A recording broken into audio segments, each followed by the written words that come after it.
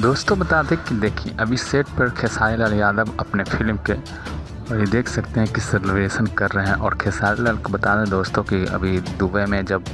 हुआ था 15 मार्च को आईफा अवार्ड में, तो खेसारी लाल नहीं गए थे और अपने फिल्म के एक अपने लाइव में आकर उन्होंने कहा था कि मैं अपनी फिल्म के चलते दुबई में जो प्रोग्राम जो अवार्ड शो था उसमें हम नहीं गए थे, मगर हम ये नहीं था कि यश भैया से नाराज़गी या किसी तरह से कोई कटुता, और मैं अपनी फिल्म के चलते। और अभी देख सकते हैं कि खेसारी लाल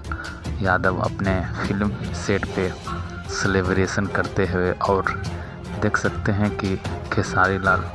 यादव का बैक टू बैक फिल्म आ रहा है और काफ़ी अच्छी अच्छी फिल्में भी कर रहे हैं। और देख सकते हैं कि सेट पे साउथ के देख सकते हैं एक आर्टिस्ट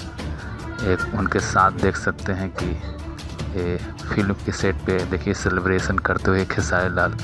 यादव अपने सेट की फिल्म से